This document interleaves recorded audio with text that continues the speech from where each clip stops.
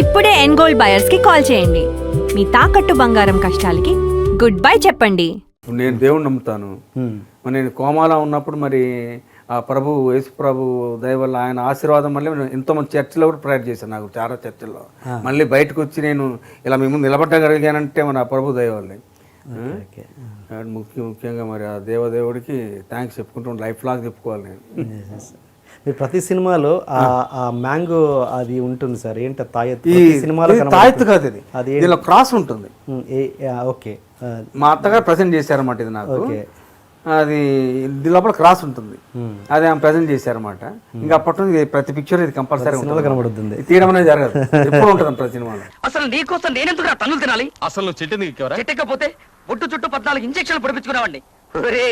మనిషి పుట్టిన తర్వాత కొంచెం కృతజ్ఞత ఉండాలిరా. కృతజ్ఞత ఉండాల్సింది నాకు కాదు నీకు. అసలు ఈ ప్రేమ కారకుడు నువ్వు. మేమిద్దరం ఒకటే వరకు నువ్వు కష్టాలు పడాల్సిందే. ఒకవేళ నేను పోతే పెళ్ళయ్యాక నీ సమాధి దగ్గర పుష్పగుచ్చం పెడతా. ఇంత స్కీములో ఉన్నావా నాయన? అసలు ఈ జన్మకు నీకు పెళ్లి కాదురా. చెప్తున్నావా? చెప్పించడం కాదురా, ఏ ఆడదాని కాలు గడపలో పడనివ్వరని మీ నాన్న శపథం చేశాడుగా. చాలా మంది అడుగుతుంటారు ఏదైనా షూటింగ్ వెళ్ళినప్పుడు బయటకు వెళ్ళినప్పుడు ఇది ఎప్పుడు మెడలో ఉంటుందంటే ఇది నాకు రాసి ఉంటుందండి, నాకు సెంటిమెంట్ అని చెప్తా ఉంటాను. Okay okay. ఏమన్నా డైరెక్టర్ మరి అది అడ్డు అని ఫీల్ ఏమన్నా చెప్పలేదా? మాత్రం స్టేట్ ఒకటి పిక్చర్ బి గోపాల్ గారు డైరెక్టర్, ఏ సుధాకర్ దాన్ని తీద్దామని.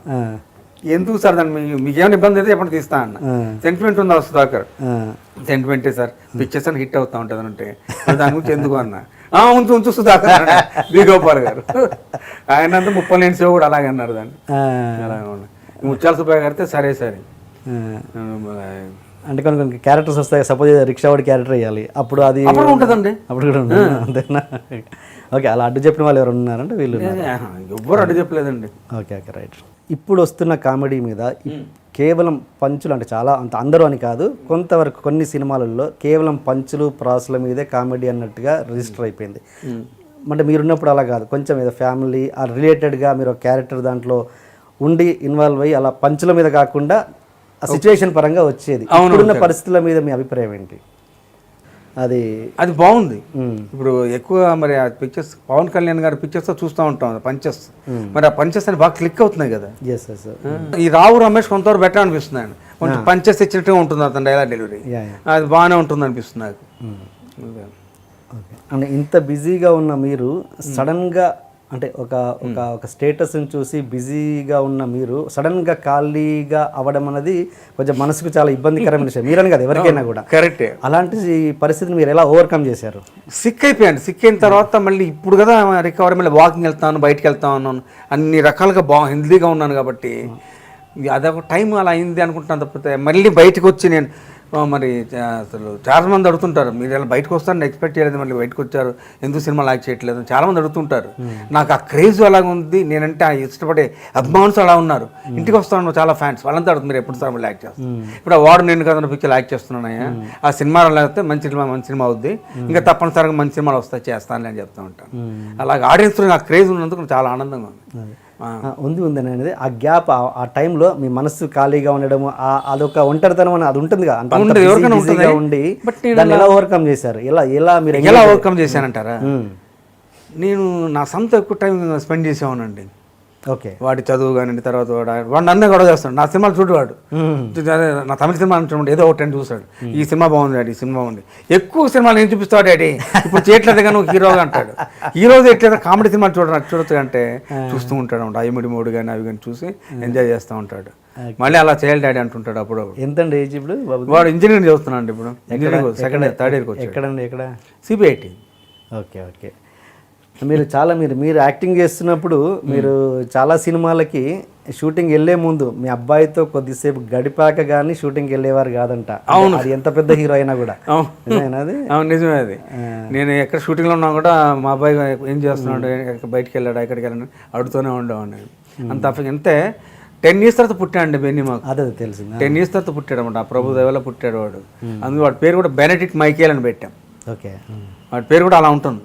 వాడు అడిగేవాడు ఏం డాడీ అందరి పేర్లు ఒకలా ఉంటే నాది మాత్రం బెనడిక్ట్ మైకేల్ ఏదో ఒక టైప్లో ఉంది పేరు అంటే ఇంగ్లాండియన్ పేరు రాదు, దానికి ఎందుకు ఆలోచిస్తుంటే తర్వాత వాడికి అలవాటు సార్ బెండి పేరు అని పిలుస్తాం కదా డాడీ, అది జాలు నాకు అనేవాడు.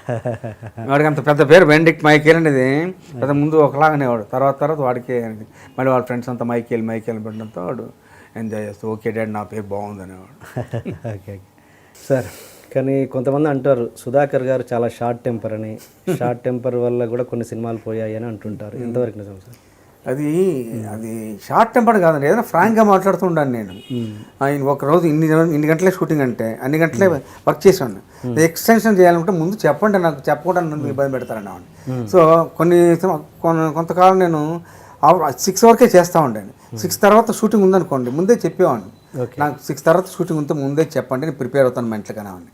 అలా ఉండే తప్పితే నా వల్ల ఏ ప్రొడ్యూసర్ ఏ డైరెక్టర్ ఇబ్బంది పడేవాడు కాదు, ఏది టెన్షన్ పెట్టేవాడు కాదు, అన్నీ ముందుగా చెప్తుండేవాడు. ఇప్పుడు మోహన్ బాబు గారు పిక్చర్ చేసినప్పుడు తర్వాత ఇంకోటి పిక్చర్ చేసినప్పుడు కూడా ప్లెజెంట్గా యాక్ట్ చేసుకుంటామని తప్పితే టెన్షన్ పెట్టుకునేవాడు కాదు ఏమాత్రం. వాళ్ళు టెన్షన్ ఉండాలి అడిగేవాడు కాదు, సుధాకర్ ఈరోజు నైట్ షూటింగ్ ఉంటుందా ఓకే అని అన్నారు. మోహన్ బాబు గారు కూడా అడిగేవారు, ఉంటుంది సార్ అనేవాడిని. అట్లా చేసుకుంటూ వెళ్ళిపోయిన తప్పితే ఎవరో నా వల్ల ఇబ్బంది కలిగేది కాదు. ఇప్పుడు సూర్యాంశం తర్వాత శుభాకాంక్షలు ఇవన్నీ చేసినప్పుడు నైట్ షూటింగ్లు ఎక్కువ ఉండేవి, అంత ప్రెజెంట్గా చేసుకుంటూ వెళ్ళిపోయాడు. వాడు ఆ పిక్చర్స్ అనేవి కూడా మంచి పేరు. నాకు ముఖ్యంగా భీమినేని శ్రీనివాసరావు గారి పిక్చర్స్ ఎక్కువ పేరు వచ్చింది. నెంబర్ ఆఫ్ మూవీస్ చేశాను. భీమినేని శ్రీనివాసరావు గారి పిక్చర్ అంటే కంపల్సరీ ఉండేవాడిని. అదే సూపర్ గుడ్ ఫిల్మ్స్ అండి. అవును తెలుసు, సూపర్ గుడ్ ఫిల్మ్స్ అంటే కంపల్సరీ నేను ఉండేవాడిని అనమాట. అవును, కానీ ఇప్పుడున్న పరిస్థితుల్లో అసలు కొంతమంది క్యారెక్టర్ ఆర్టిస్టులు కమెడియన్స్ గంటల చొప్పున చేస్తున్నారు కదా, మీరు అంత బిజీగా ఉన్నప్పుడు కూడా ఎప్పుడు నాకు తెలిసి గంటల లెక్కన చేయనట్టున్నారు. చేసేవాడు మరి ఎందుకు మీరు క్యాష్ చేసుకోలేదు? అంటే క్యాష్ అంటే డబ్బే సంపాదించాలనే ఇంటెన్షన్ నాకు ఉండేది కాదు. చేస్తే మంచి పిక్చర్స్ అని కూడా మంచి పేరు రావాలి, సినిమా చూసి జనమంతా ఎంజాయ్ చేసేవాళ్ళన్న పాయింట్ ఆఫ్ ఉండేవాడు తప్పితే ఎక్కువ సినిమాలు చేస్తే ఎక్కువ డబ్బు సంపాదించేద్దామన్న థాట్ ఎక్కువ ఉండేది కాదు. అంత ఇంటెన్షన్ అమౌంట్ మీద ఉండేది కాదు. ఓకే, వచ్చిన క్యారెక్టర్కి న్యాయం చేకూర్చి 10 మందిలో ఒక క్యారెక్టర్ క్లిక్ అయ్యి జనం చూసి ఎంజాయ్ చేయాలనే థాట్ ఉండేది తప్పితే మీరు ఇంటెన్షన్ ఉండేది కదా. ఒక డెడికేషన్లో చేసేవాడు క్యారెక్టర్. ఓకే ఓకే ముత్యాల సుబ్బయ్య గారు ఉండేవారు, సుధాకర్ నీలో ఒక ఆంజనేయులాగా అయ్యాను, ఆ శక్తి ఉంది నీలో, ఇంకా చేయాలి అనేవాడు. నేను ఈ క్యారెక్టర్ ఇంతే సరిపోద్ది డైరెక్టర్ గారు అంటున్నాను నేను. ఎలాగా మీకు మీరు చేసిన వాళ్ళు నచ్చిన డైరెక్టర్ ఎవరు సార్? అంటే నచ్చిన అంటే ఓకే మీకు కంఫర్ట్. రవిరాజా పినిశెట్టి, ముత్యాల సుబ్బయ్య గారు, ముప్పలనేని శివ, బి గోపాల్ గారు, భీమినేని శ్రీనివాసరావు, వీళ్ళందరూ నచ్చిన డైరెక్టర్సే. ఒకరు కాదని చెప్పడానికి లేదండి, ప్రతి ఒక్కరు నన్ను ఎంజాయ్ చేసేవాళ్ళు. నేను డైలాగ్ అంటే ఎంజాయ్ చేసేవాళ్ళు, సెట్లు ఎంజాయ్ చేసేవాళ్ళు. ఇప్పుడు మీరు రీఎంట్రీ ఇవ్వాలనుకుంటే ఓకే చిన్న ఒక సినిమా చేశారు ఎలాగో, మళ్ళీ రీఎంట్రీ ఇవ్వాలనుకుంటే కదా మీ మనసులో ఉన్న ఫలానా హీరోతో చేస్తే బాగుంటుంది నా రీఎంట్రీ, లేదంటే ఫలానా డైరెక్టర్తో సినిమాలో వెళ్తే బాగుంటుందని ఎవరైనా ఉన్నారా మీ మనసులో? ఇప్పుడు నేను ఇంత వెంకటేష్ గారితో యాక్ట్ చేశాను, తర్వాత నాగార్జున గారితో యాక్ట్ చేశాను, బాలకృష్ణతో యాక్ట్ చేశాను నెంబర్ ఆఫ్ మూవీస్, తర్వాత చిరంజీవి గారితో ఎక్కువ సినిమాలు యాక్ట్ చేశాను. అందరి హీరోస్తో యాక్ట్ చేశాను అంటే నేను. అదొకే, ఇప్పుడు రీఎంట్రీ కోసము ఫలానా హీరోతో వెళ్తే నాది ఎంట్రీ బాగుంటుంది, లేదా ఫలానా డైరెక్టర్ సినిమాలో వెళ్తే బాగుంటుంది అని ఏదైనా మీ మనసులో కోరిక ఉండి ఉంటుందిగా. మళ్ళీ వెంకటేష్ గారితో చేస్తే బాగుంటుంది అనిపిస్తుంది. ఎందుకంటే ఆయన ప్రతి షాట్ అయిన వెంటనే ఏం సుధాకర్ ఎలా ఉంది, నెక్స్ట్ టైం సాయంకాలం ఏం చేస్తాం సుధాకర్, వంట ఏమన్నా బయటకు వెళ్తున్నావా, హోటల్కి వెళ్తున్నావా అని అడుగుతుండేవాడు ఆయన. వెంకటేష్తో చాలా సరదాగా ఉండేది నాకు. చిరంజీవి గారితో తెలియని విషయం, నా ఫ్రెండ్ ఆయన. చిరంజీవి గారు మరి 150 సినిమాలు మీరు ఉంటే బాగుంటుందిగా. దాంతో సరైన క్యారెక్టర్ ఉందనుకోండి డెఫినెట్గా ఆయనే పిలుస్తారు, సమస్య లేదు. అవునా? నేను హాస్పిటల్లో ఉన్నప్పుడు మరి చిరంజీవి గారు ఫ్యామిలీతో వచ్చి చూసి వెళ్ళారంట, నేను కోమాలో నాకు తర్వాత చెప్పారు. ఓకే ఓకే ఓకే, తర్వాత అలా జరిగింది అది. తర్వాత కోటి గారు వచ్చారంట, జగపతి బాబు వచ్చారంట, తనికెళ్ళ భరణి గారు వచ్చారంట, వీళ్ళందరూ వచ్చారంట హాస్పిటల్లో ఉన్నప్పుడు. తొందరగా కోలుకుంటాడు సుధాకర్, ఏం ప్రాబ్లం లేదండి, మళ్ళీ కోలుకొని మళ్ళీ యాక్ట్ కూడా చేస్తారని అనేవాళ్ళు అంటవాడు. మరి వాళ్ళందరూ ఆశీర్వాదం వల్ల మళ్ళీ ఒక పిక్చర్ యాక్ట్ చేయగలిగాను నేను. ఆ సినిమా తర్వాత మళ్ళీ సినిమాలు వచ్చాయంటే తప్పనిసరిగా చేస్తాను.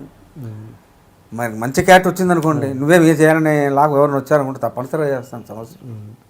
తర్వాత కోలుకున్నాక కలిసారా చిరంజీవి గారు మిమ్మల్ని? కోలుకున్నాక ఒకసారి కలిసాను చిరంజీవి గారు, ఆఫీస్కి రమ్మన్నారు, ఆఫీస్కి వెళ్ళి కలిసి కూర్చొని మాట్లాడాను. మా బాబు సీట్ కోసం వెళ్ళాను అనమాట. సేమ్ ప్రాబ్లమ్ సుధాకర్ నేర్పిస్తాను సీట్ అన్నట్టు. మరి ఈ లోపల సిబిఐటీలోనే చేస్తానని మా అబ్బాయి, సార్ సిబిఐటీలో వచ్చింది.